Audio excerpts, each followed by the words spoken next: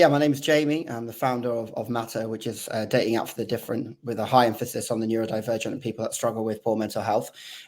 My background for the 13 years prior to starting Mattr was in the advertising and tech industries, and we'll come on to kind of why that's important. But I was working very closely with people like YouTube, Meta, TikTok, and kind of all the big platforms, and seeing how I felt they were very detrimental to certainly people of our brain types. My journey with neurodiversity started at quite a young age when I was diagnosed as dyslexic.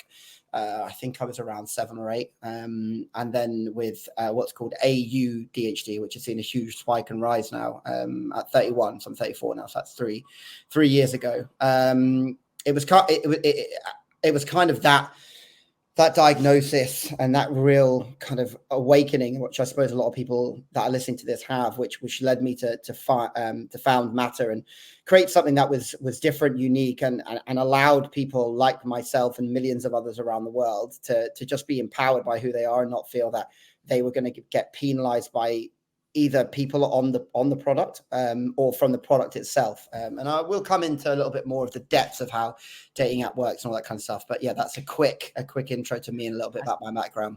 That's brilliant, Jamie. Thank you so much, and so many topics there to dive into. I want to kind of just bring you back to kind of the journey. You mentioned kind of that kind of like light bulb moment, but that feeling of the diagnosis of understanding yourself a little bit better. What was that kind of like? Did you say you were diagnosed? What age were you diagnosed with? Because you were diagnosed with, correct me if I'm wrong, dyslexia, and then later on, it was ADHD. Was that correct? Correct. Yeah. What was that kind of journey like? What age are we talking about within these?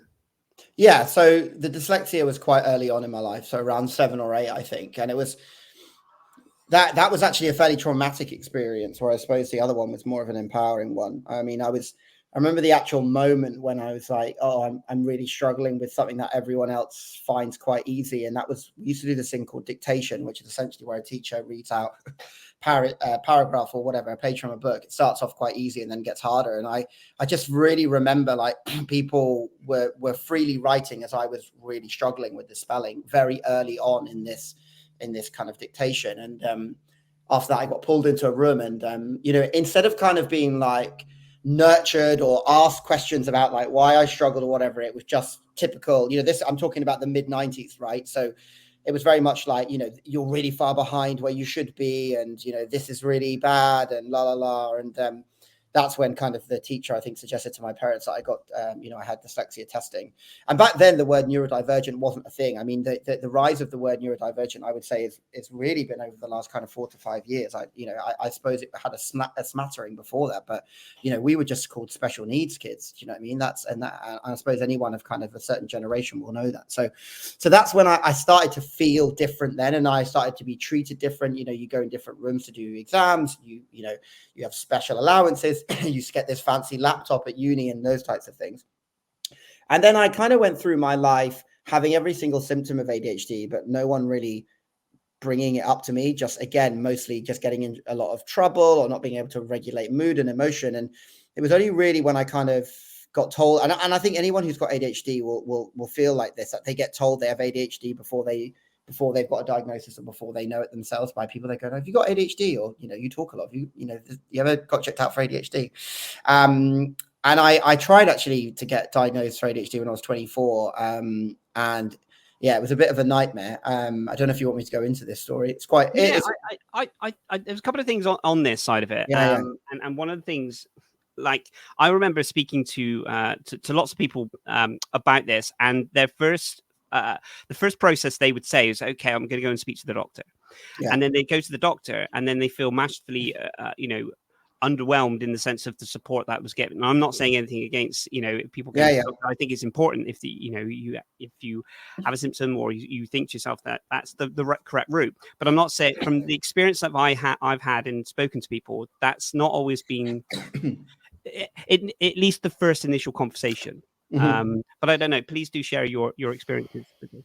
Yeah, I think going to the doctor with anything that's kind of mental, I'm not too sure. I mean, when we talk about doctor, we're talking about NHS GPs here. It's a little bit like one with a toothache, right? They're not trained in that department.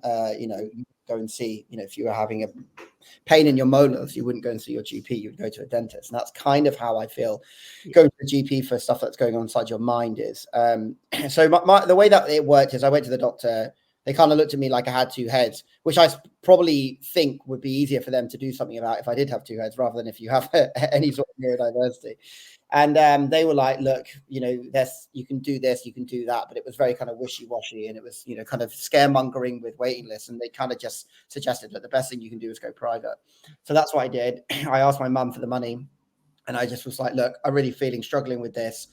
Can you please help me out? Like, it's going to make a big difference in my life. And what they do when you get ADHD tested is they make you fill in this huge set of forms. How often do you feel like this? What do you think about this scenario? And then they essentially give the same questions to someone that's known you for your whole life and get them to fill in the same thing. And then they cross-reference them and see how much that matches up, along with psychiatric testing. Now, I did this at home. I think my mum did the other one. And then in typical ADHD fashion, I just put it in an envelope with a second-class stamp on it and posted it back when it probably weighed half a kilo, right? And it never got to the practice, because that was a large letter or something you need to weigh and stuff like that. And so they said, look, it's never turned up. We can't find it in the system. And if you want to get your results, you're going to have to pay to do this again. And obviously I just went and begged my mum for money. So I just lied to her and told her they said I didn't have it. So I kind of lived then with the shame of that for a very long time, and lived with ADHD all the way from 24 I was when that happened up till 31, where the pandemic was a real catalyst for me, where I was like, I literally can't cope with this anymore. That being, ADHD people are fantastic at masking, and anyone that's got ADHD listening to this now, they will be amazing at kind of fitting in, or being a chameleon, as I call it, into the situations they need to be. And that takes a lot of burden and toll on the body, because we're putting ourselves into a situation where our body is like, it's kind of fight or flight. It's not meant to be acting like this, and yet we do it to fit into a neurotypical world. And, a lot of what can help with that is, just stimulation. So, your job, throwing yourself into job, your friends, going out, working out. I used to play football, and then the pandemic happened, and it's like, oh, you're locked in your kitchen, you're on furlough, no gyms are open. And, and then that's when I was like, yeah, the kind of mental health really went down, and I just had to sort this out. And so, yeah, I went private again, and paid to have the psychiatry treatment. And I was diagnosed actually with AUDHD, which is a hybrid of autism and ADHD. So I always kind of make a joke about going in there for one thing and coming out with two. It was kind of like a 2-for-1. So maybe my diagnosis was half price. But yeah, it was a big moment for me. And I always give an analogy. It's like walking around with a backpack that's full of weights, and then someone just removes that backpack, because you feel like a lot of your life made sense. And a lot of the times where you felt you were being unfairly kind of attacked or punished or not understood, and you always knew it wasn't your fault, you didn't know how to act in another way, that makes a lot of sense. And you kind of think, it wasn't me doing anything wrong, I didn't mean to do that, it was just how my body was reacting and how my brain is wired up. So I think a lot of people have that kind of awakening when they get the diagnosis. Are you learning to be kinder to yourself since then? For sure. And I think you kind of get this imposter syndrome before you get your diagnosis, where it's like you're reading something, but you don't know if it fully is you, because you haven't been told by someone who has the professionality, the expertise, the knowledge, to be able to tell you, yes, this is that. And I think you learn more about what you're going to be good at, what you're not going to be good at. It's totally, I think ADHD people are very, very good at beating themselves up about stuff that they can't get or grasp. And say with dyslexics as well, I still spell the word believe wrong nearly every single time. Like I write it down. It's just one of these words. I'm just I'm sure you've got some. Social. I cannot spell social. I literally. It's in my email. Yeah, Mattr.social. Yeah.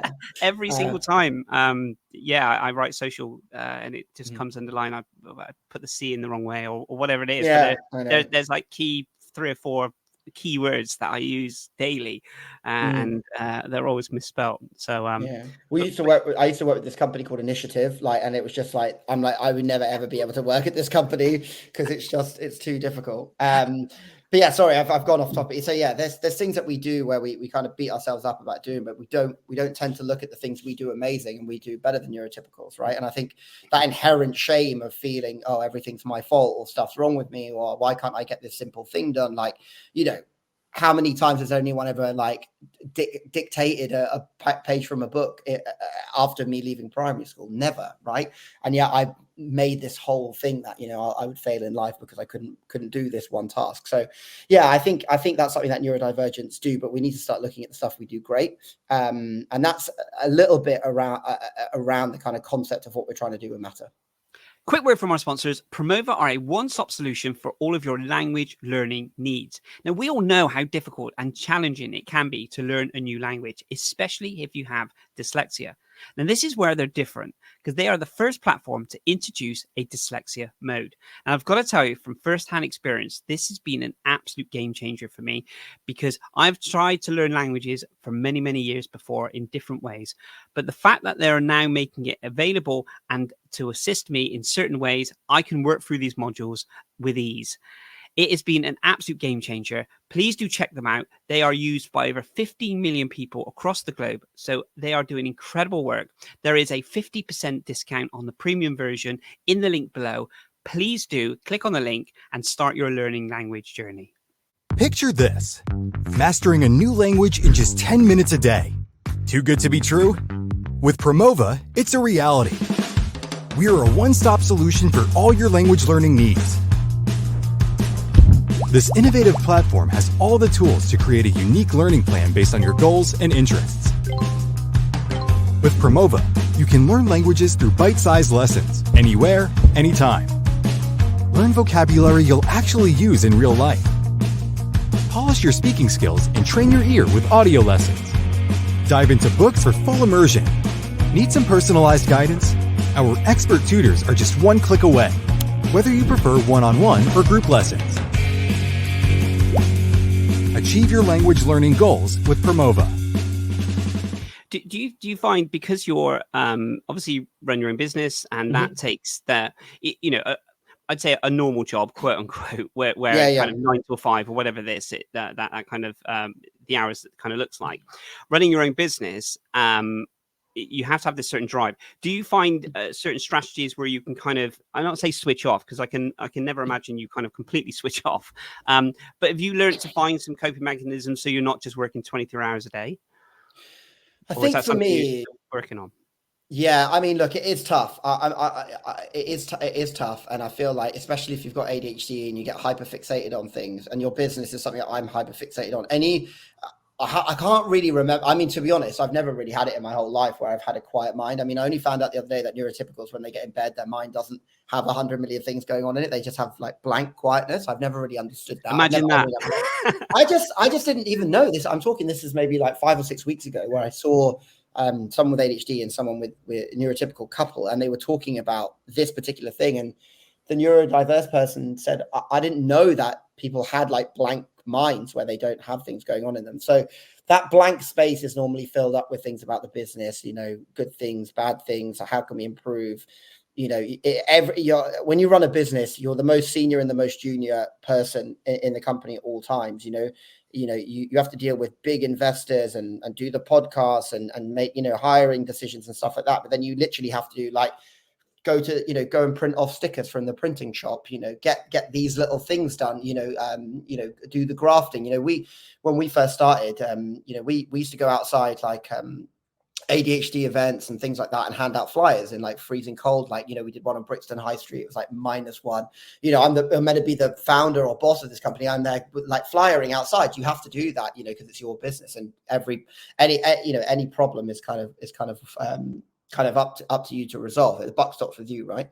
But in terms of how do I get my brain to stop thinking about work at any point, it's sports. So like I said, I play squash, football, gym, and that's kind of like, because I work from home, I make myself do that, because otherwise I would just get up. My commute is 5 steps to the table that I'm working at now, and I would never actually let my brain do anything else.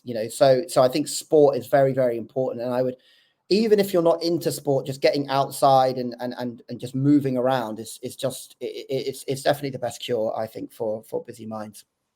Absolutely great advice there, Jamie. And it is. I do a lot of martial arts. It's not as much as I used to, but I always found that with martial arts it was brilliant because you could just put your phone to one side, and for 2 hours you were you always start in kind of like a meditative state where you have to kind of you kind of ground yourself and you get into that kind of mindset, and then for a couple of hours it's just purely you're just there absorbing it all. So that, and football would as much as I can in that sense, but it is anything that's kind of that takes that mind and tries to focus. I almost felt whenever I was doing these things like football or martial arts or anything else, I was almost hyper focused on it, but in a good way.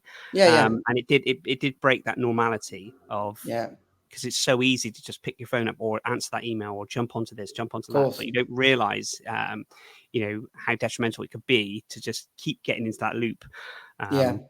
No, for sure, I totally agree. And I mean, for me, it's like I have to have stuff where it's mostly the team stuff, or there's a lot of changing. Like I could never be a runner because I find running just monotonous and boring, right? My ADHD brain's like, this is just one foot in front of the other, like it's boring. At least like if you've got the gym, it's different. I have to do different machines. I can't say no. If it's team sports, you're not in control of what's going on. And so it's finding what you're going to like doing. I mean, some things are for some people, they're not for others, but yeah, I just think find what you like, which is active. And even if you're not the most active person, there's something. It can be ping pong, it could even be darts, it can be whatever it is, and allow your brain to kind of just react to something else rather than you always pushing it to do something. Absolutely. Jamie, so am I right in saying that you created Mattr in lockdown or around the kind of lockdown period? The idea for it came in lockdown, and we then did about a year of getting it off the ground. Kind of like building it and working out if it were. I mean, look, people have ideas for businesses all the time. I mean, every single person in the world, I think, has had an idea for a business and gone, I'm going to start this business. And I think entrepreneurs fall into two camps. They either fall into the camp of, I want to be an entrepreneur and I'm going to find an idea and I'm going to, and my old housemate, by the way, he's definitely in that category. He's always wanted to be an entrepreneur. He's an entrepreneur now. He runs a very successful marketing business, but he always wanted to be an entrepreneur. Whereas I definitely didn't want, I didn't want to, I didn't have any intention of becoming an entrepreneur. The idea came to me. And so I think if you fall into either one of those two camps, the most important thing you can do is find out if anyone else, gives the monkeys about your idea like you do, because everyone, as I said, comes up with ideas of businesses all the time. So we did a lot of kind of research, of talking to our audience and finding out if this was something actually anyone other than me cared about. It so happens I'm very lucky in life because my sister's a behavioral scientist, and so having a behavioral scientist as a sister is pretty good when you're trying to come up with businesses, because they understand data and they understand kind of survey writing and all that kind of stuff. But there was one moment where I thought, wow, this is going to work, and that was when we did a survey to ask neurodivergent people. We assessed loads of people: neurodivergents, neurotypicals, racial minorities, sexual minorities. But the neurodivergent one was really the catalyst, because we ran a survey saying we were going to create a dating product for the different. It was completely unincentivized, unpaid, on everything. We paid an influencer to put it up on her Instagram story for 24 hours and say, these guys are trying to create something for us. Takes 5 minutes, fill it in. And I worked in marketing for 13 years, so I know the pain of getting people to do surveys. Admittedly, that a lot of surveys we were doing for any type of product, from glass cleaner to soft drink or cars or whatever, which people aren't that obsessed with, right? But we had nearly 3,000 people fill that survey in 48 hours.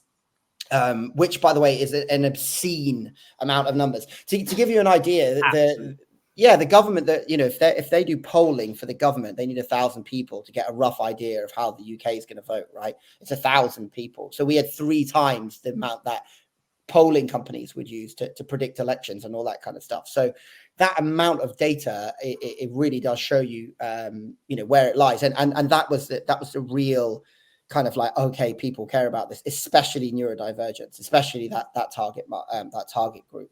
I mean, we had one of the pieces of data for that was 96% of neurodivergents out of 3,000 felt that dating apps didn't understand who they were.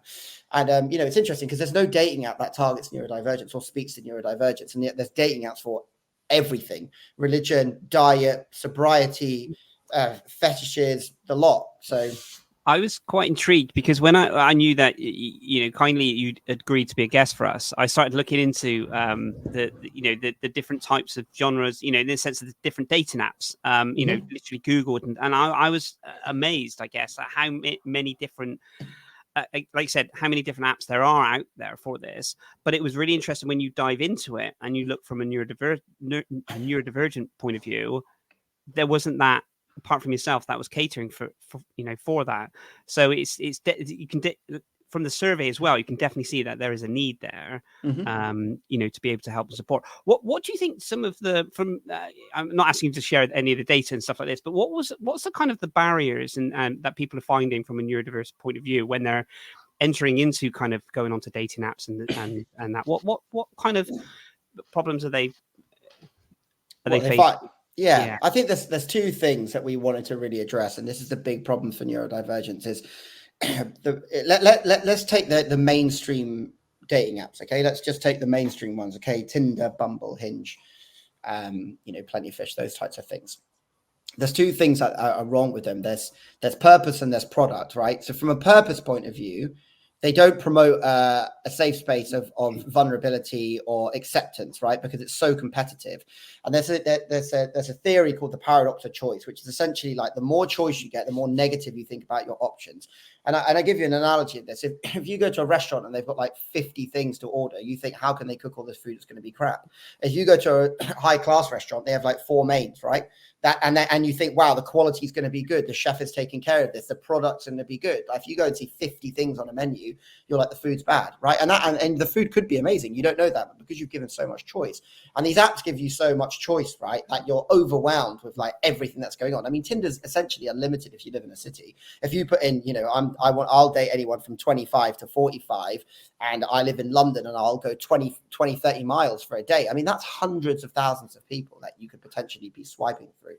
So from a neurodivergent point of view, one, they're not creating an environment where you can be vulnerable because it's so competitive that everyone's trying to be perfect, right? Everyone's being perfect because you're one of hundreds of thousands on those products. And the second side of things is that whole system of swiping, competitiveness is completely overwhelming and draining on your mental health. And if you've got ADHD, that can be dangerous for a couple of reasons. One, it can make you have burnout because you just won't stop, right? You'll just keep swiping, especially during the pandemic. You're just there like, I've got nothing to do today. So now, because they're monetized so heavy, and you run out of your likes and you run out of your super swipes and all this type of stuff, it can lead you into a financial problems. So neurodivergent people can go into a space which isn't welcoming to them, that has a whole audience of people that are hyper competitive, that don't understand them, with a product that can really damage their mental health, which can be overwhelming. And then they can come out of it 50 quid, 20, £100 lighter, because they're just in this hamster wheel. And I think, this is my opinion. There's no study on this. I feel, as an ex-user of dating and someone that worked very, very closely with the social media platforms, I feel that dating apps are by far the biggest dopamine roller coaster of any product, because you're getting validation from someone which says, I like you, I think you're attractive, I like your profile. And if you've got, dopamine regulation problems like I do, you're just going to go bang, it's going to go straight up like that. It's going to be like when you shoot up in a roller coaster. But then you start talking, they start slowing down on the replies, they don't want to meet up with you, it's coming down and down and down and down and down. And then you're regulating your mood. It's so difficult on these products. So that's why we went into that market, where I was like, look, this has to change. I couldn't find anything that was, like I said, there's one app in America called Hickey. It's only for people with autism, right? It's not like a whole neurodivergent umbrella. I couldn't find anything out there where, it wasn't just I was looking for something about neurodiversity. I was looking for people talking about what's going on in their mind. And you would think like that would be a huge thing, especially during the pandemic, when you've seen so many people lose their jobs, people dying, mental health, starved of close friendships. You think something would be there, but there wasn't. And so I thought, well, and this is kind of crazy, I was like, well, let's do it then. Let's create that product. It's really fascinating what you mentioned about the kind of the dopamine fix, I guess, in the sense of, and we get this through any kind of online usage, for our social media, take TikTok, for instance, where it's just fast paced. It's like the minute you get this kind of couple of seconds of lull, is straight onto the next one. It's that side of it. And do you think that the apps have kind of captivated that element of this from the actual swiping, because it's interesting, isn't it, how we use it. I remember reading a study years and years ago with regards to kind of how social media works, and the way that we hold the phone, the way that we scroll, and the way that they market it in the way that we would, always scroll up in this sense. And now it's obviously, with the thumb and scrolling right within the app side of it. Do you think there's a lot of psychology that goes into these apps? 100%. To make sure that someone has that continuous, especially when we're talking about money involved as well, to like the psychology side of it there must have been huge amounts of work that's gone into it from these big global kind of other apps. Yeah, I mean, I don't think it. I know it. I mean, I worked in the industry for 13 years, so I can tell you firsthand as someone that worked there, that's exactly what they do, because everything's done on what we call. If you go and sit in a room with a big social media company or a dating app company, they talk about something called engagement, right? It's how engaged you are, the monthly, or activity or engagement. They'll say it like, how monthly active users, daily active users, you can change the word active to addicted, and it means exactly the same thing, monthly addicted users. And what are our addiction rates this month? You can just change that A from active to addicted, because it means essentially the same thing. How do we get these numbers of active users, addicted users up? And that is by keeping you in a perpetual cycle of what's behind the next door. And that's the same with dating as it is on TikTok. TikTok is fantastic at being like, oh my, you don't have a clue, right? It could be 1 minute it's how do you cook the most amazing carbonara, to the next slide, the next video is, here's a UFO sighting. Do you know what I mean? And that kind of, I have no idea what's going on. And what's happening is the algorithm is always working out what you like, what you're engaged in, what your dwell time is, what you're liking, what you're following, what you're commenting on. And then it's building up this customer profile while also chucking in random ones to keep you like going. Because let's say you're really into sports cars and every single video of sports cars, you'll get bored because you're like, oh, where's the thing about how the pyramids are made or whatever it is. And that's how they keep you going. So, and when you chuck in monetization into that, so obviously TikTok is free to use, but if you've noticed now, if you're a TikTok user, there's far more ads on TikTok than there is on anything else. And that's how they make their money, is through ads, but also through e-commerce, right? So, people who are, masquerading as influencers or whatever, who are selling products on there, and then TikTok are taking a commission because it goes through their back end and they get money out of it that way. And so that's what they need to do. They need that. If no one's using their product all the time, they're not making any ad content, and they're not selling any products, and they don't really have a business. Now, if we look at dating, it's exactly the same thing. They want you to think what's behind the next door, keep you swiping. So, as a business, we thought, well, how do we create a product which is going to be ethical? It's not going to damage the mental health of our users, but also it's going to make us money because we're not a charity. And that's where you have to have ingenuity. You have to think outside the box, So right now we give you 6 people a day that we handpick for you, and we tell you why we've matched you with them. Okay. So it says, like, let's say that I see your profile, right, Darren? It's going to say, Darren likes X, Y, and Z. You like X, Y, and Z, and we think you two should go on a date because of, cocktails, sports, martial arts, or whatever the categories are. Okay. So how do we then thought to ourselves, well, how do we extend this customer journey? Because the number one thing people think about dating apps from every target group is they're overwhelming. And that's neurotypicals and neurodiverse alike. They feel dating apps are overwhelming. There's too much choice and they provide no value. The business model of a dating app is to provide you with chance, not value, right? So you buy a premium subscription to Tinder or Bumble. They're not promising you're going to get 12 matches a month or whatever it is, because they can't. It's a double-sided marketplace. It means that you have to match with me, I have to match with you, and then we can facilitate a conversation. But you can have the best profile in the world. If no one wants to match with you, it means nothing, right? So you're paying for chance. You don't pay for value. And dating apps are one of the only products in the world where the better their product is, the more customers they lose. Because if they're matching everyone up with their perfect matches every 5 seconds, that means that they're losing their customers, right? So we thought to ourselves, and that's called churn, by the way. And you can have positive churn where everyone goes around and tells everyone we met on Hinge, we met on Tinder, we met on Bumble. And so you're getting that brand recognition. But we then thought to ourselves, okay, so how can we provide value, slow down churn, and create a better experience for all the users while still making money?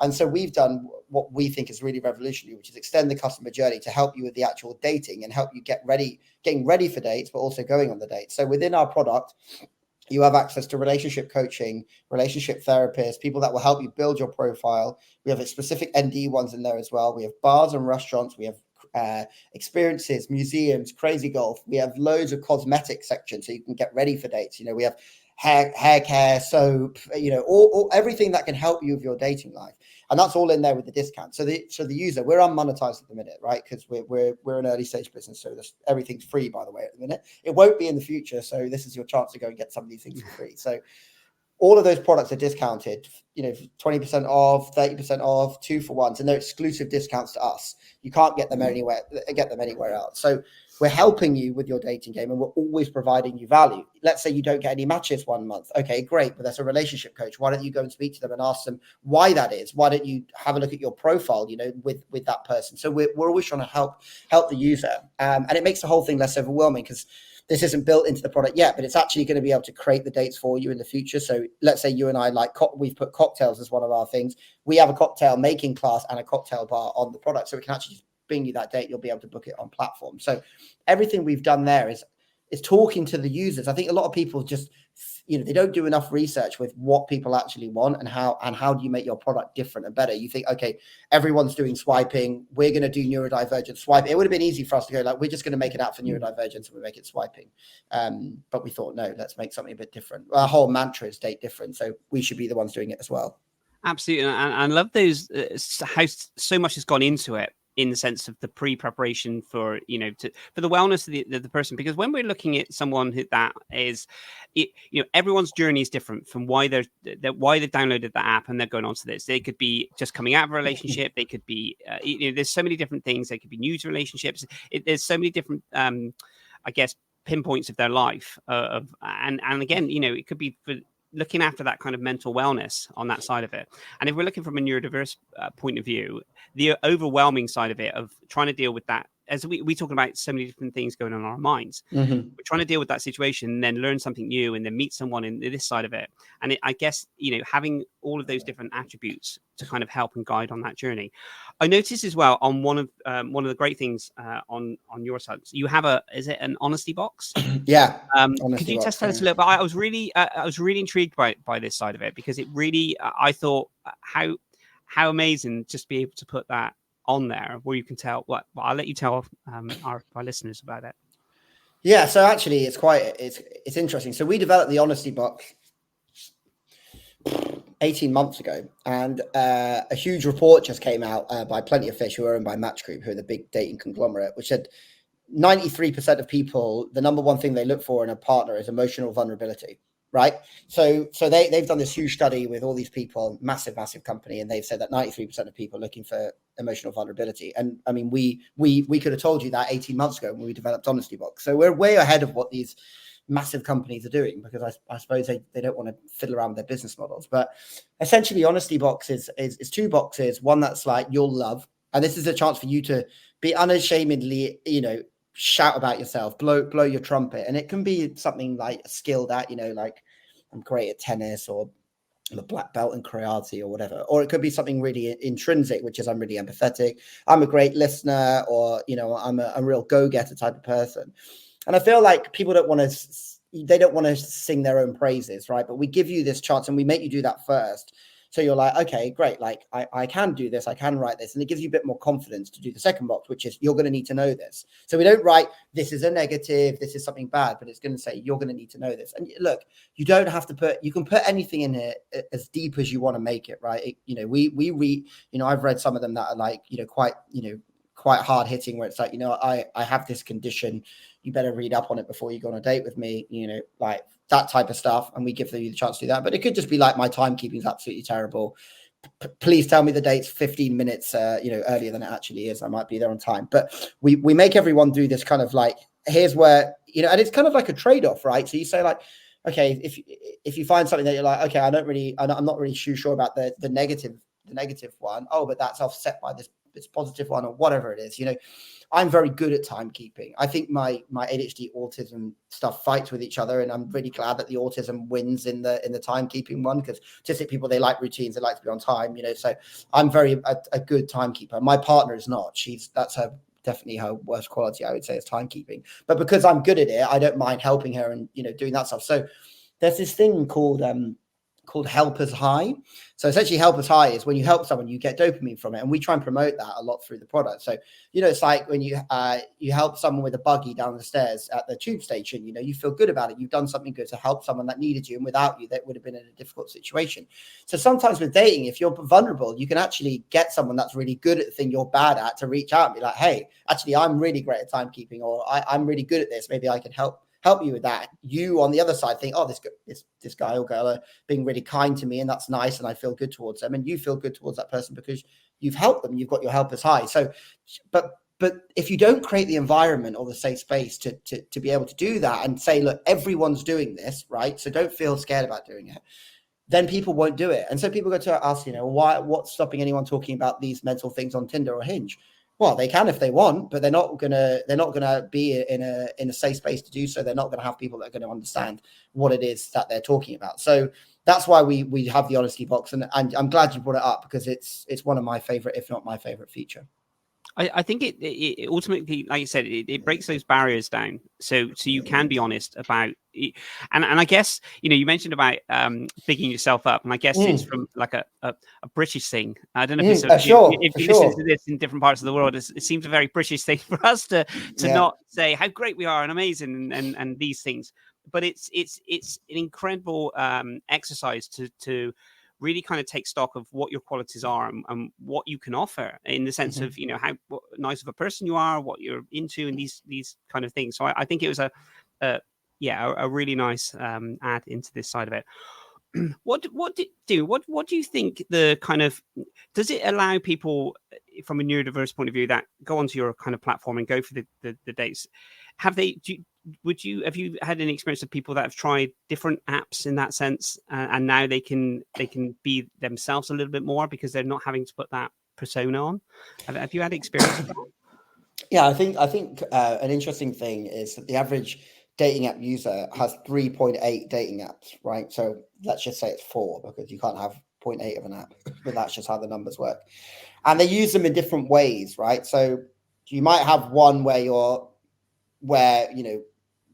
being much more open and honest, and you're talking about neurodiverse side of things. You might have one, maybe you're like really into sports, right? So maybe you've got like your dating app for people that are into sports. Like I said, there's apps for literally everything out there, for if you want to meet someone that's in your community. And then you might just have your like generic one that you kind of just have for the sake of having, because you really want to meet someone. It's a numbers game. So we do have people that use other apps and come to us, but we were never an option before. I mean, we're still not an option to however like 70% of the population of the UK, because we're only based in London, because we have a model, unfortunately, which means that you need people to be near each other to use the product, and therefore you can't just say I'm going to launch throughout the whole UK, because we don't have any people on the ground in Aberdeen. We don't have any marketing up there. So you have to, unfortunately, go either, city by city or area by area. So, a lot of people in the UK don't. I mean, there's 4,000 people on our UK waiting list right now, that want our product, and they don't get marketed to, right? There's no advertising outside London. So it's either word of mouth or organic social that they've seen the product and put themselves on the waiting list. So I feel like, I think this is interesting, and I'm gonna go a tiny bit off topic here, but kind of similar, which is when you have a product which is based around accessibility, it starts with people that need it. So you have like people that need the product. They're like, oh my God, I need this. This is my community. I need this. This is my people. And then what happens is, as time goes on, more people start to talk about it. You get to people that actually want it. And that's what we call the laggards, the people that come into your product later on. And what's interesting about that is accessibility tools and accessibility programs, stuff like that were developed for specific people, have gone mainstream so often. And I'll give you the most common one, which is texting. So if I ask you, Darren, do you call or text on your phone more? Like, do you use texting or phone I use voice notes mostly. Voice notes more than typing. I use typing, voice notes, and then the actual calling side of it is probably less. So I reckon if you ask most people, like, what's the most common form of communication on the phone, they would say through text, WhatsApp, Absolutely. Texting, email. I mean, that in comparison to me calling is like 95 and 5, if not more. Now, texting was developed as an accessibility tool. So texting was an accessibility tool developed by a handset company for people that were hard of hearing to use their product. And then it actually became like, this is the way that the masses want to communicate, right? It's the same with things like Siri. Their voice activation controls for accessibility. And we feel that, we're going to have all these people that have anxiety, that are neurodivergent, everything. But the whole point of what we're trying to do is create this empowered community that are vulnerable, that will open up, and then that will mean that they'll meet better partners. So we actually think in the future that this will become a lot more mainstream than it is now. And then the people that are using 3.8% of dating apps might think, actually, I just need to use my 1 or my 2. That's absolutely incredible. So many different things there, and you mentioned about the text inside of it. I wouldn't have even thought of it as an accessibility side of it, but it's like those kind of, you see those memes, don't you, where someone as you get that Teams call noise, someone's like, oh my goodness, someone's trying to call me, and you're like, so I guess as a generation now we have just been, I'll just shoot a quick message off. And even, I mentioned voice notes purely if I'm out and about, then I'll send the voice notes. The thing I guess I find that I don't think we've evolved too much is the email, because it's really, I always find with emails is that you almost have this persona on an email that you don't necessarily on a text. But I think they're important because they send documents, and they're for the importance. But it's that level of importance of an email is, even using terminology like kind regards, best wishes. You wouldn't necessarily use this. Hope this finds you well. Yeah. I hope this finds you well in a WhatsApp side of it. So I think the email is kind of, maybe that'll go through a stage. I'm not too sure, but it's nice to have those alternatives. But it's just interesting to think of the texting as a, the reason why. The accessibility side of it. What would you like to see going forward for Mattr, Jamie? What's your kind of vision in the sense of the inclusivity side of it, and being able to help people going forward? What would you like to see? I mean, we'll carry on the theme of accessibility right now, and I'll give you some stats and data points which will really shock you. So currently, well, actually, this isn't currently. This is from 2 years ago, so these numbers are wrong. But this is from a couple of years ago, right? So PwC, which is PricewaterhouseCoopers, with one of the big 4 audit firms, accountancy firms, they estimate that the UK loses 249 billion, and I haven't said that wrong, a year due to in sales, by the way, in sales of products and services due to inaccessibility. Right? I wrote something the other day when the government changed over, and I said, "Hey, Keir Starmer, Labour Party, if you want some tax receipts, then why don't you start making stuff more accessible?" 75% of people will use a product that is more accessible if they need it. That's people that need the accessibility. And actually 42% of people that don't need accessibility would rather use a product that has accessibility because it's helping other people use the product. So, we are 1% of accessibility in everything, and for instance, there's certain websites I just won't use. Like anything that's made by Reach own the Mirror and things like that. Their websites are just so disgusting and overwhelming, and I can't navigate them, that I just won't click on one of their links. Like, you are just losing. You want to serve me ads and make money, like you can't, because I'm just, I'm not going to click on any of your links because they're inaccessible to me. And so we really want to, our industry is worth around 28 billion. Or forecast to be 28 billion, I think, in a couple of years. So if we can be the market leader in our industry for accessibility, we can start chipping away at that number. That's really what I want to do. And we've actually just pitched the government grant company, which is called Innovate. So they fund startups and businesses like that are trying to do different things, and we've actually pitched them a whole strategy for the most accessible dating product with AI that's going to have prompt readers in there, where you can have bionic reading if you're dyslexic, so it can help change the text around. So it's going to just create this amazing environment for people that need the accessibility, and obviously no one's doing that, right? And so we want to really change the game from accessibility from our point of view, and we want to get the product all throughout as far as we can get it. Look, we have people in America on our waiting list, and how the hell have they ever heard about us? You know what I mean? Like, we don't market over there. It's probably organic, social, or word of mouth. So we understand this product is needed far and wide. Right now, we're constrained due to how much we're in an investment round at the minute. We're nearly done on that, thank goodness, because it's been taking up a lot of my time. But we're nearly done on that, 80%. But we need this money to keep the wheels moving and to get this product out there, because we're at the tip of the iceberg on what we can do.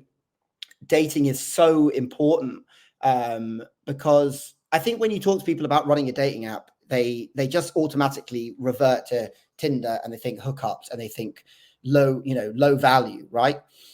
And they don't understand that, you know, what we're trying to do is we're trying to help people be happier. We're trying to combat loneliness. I mean, loneliness is a bigger killer of young people than diabetes and obesity, right? And yet our product is trying to resolve that.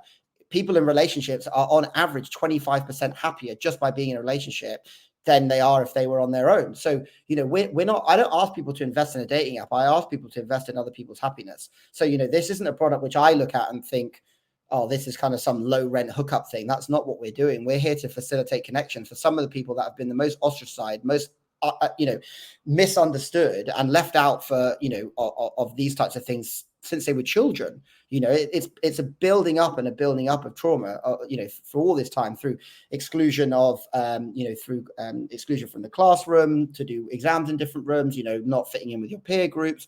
You know, why are these people not allowed to be in love and have relationships just like everyone else? So that's what we're trying to do, and that's kind of the aim of the game for Mattr, is to get this out throughout the UK and then hit up the US and the EU.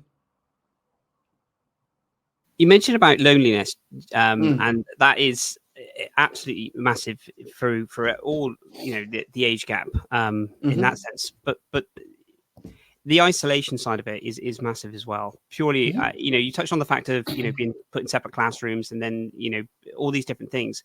And I've experienced that, you know, firsthand. And I think anything that we can do to kind of combat that, to actually, you know, not even like create a level playing field, but just actually make someone feel that they are, you know, worthy, you know, worth something, is, you know, as my blessing every single time. Well, I think that's a really, you know, I mean, that's exactly why we didn't create a dating app for neurodivergence. It's not called the dating app for neurodivergence because of because of that one thing you just said, which is get people mixing with other people and get people feeling included, right? We've already had our own separate classrooms, our own separate teachers, our own separate people we had to go and see after school, you know, and that made us feel different from everyone else and kind of ostracized. So what we wanted to do, and also another thing, it's extremely elitist. I don't know if anyone saw on the BBC last week, but an ADHD waiting list is 8 years now in the UK. So for us to say, well, you have to have a diagnosis to come on our platform, who the hell are we to start judging people and how they want to represent if they can't get the private diagnosis? So we're a dating app for anyone, and it doesn't matter if you're neurodivergent, maybe you're just a bit quirky, awkward, whatever it is. If you in any way have felt different throughout any point in your life and you want to come on to meet other people that feel just like you, then that's who we're for. You know, we want to be creating synergies and not silos between people. So, you know, because anxiety and depression are not neurodivergencies, right? And yet we really want to include those people. Imagine if we didn't let people that suffer with social anxiety join our product. You know, who are we to say who can and can't come in the door? We're not some sort of Mayfair nightclub of mental conditions, right? So we want to be as inclusive as we can be to similar audiences. But that's one of the main reasons we decided not to make this an app for neurodivergence only. And I think that inclusivity side of it is second to none, Jamie. Jamie, we've come to the end of our time, and I cannot thank you enough for one, what you're doing for the community, and all of your expertise and experience that you're bringing in, and you know, sharing your lived experience in this, and I'm sure, you know, it's helped massively to be able to, you know, to make this go. And I honestly, I wish you the very best. Just to thank you as well, Darren, for inviting me on here, and allowing me to kind of, you know, tell a bit of my story and the business as well. So thank you.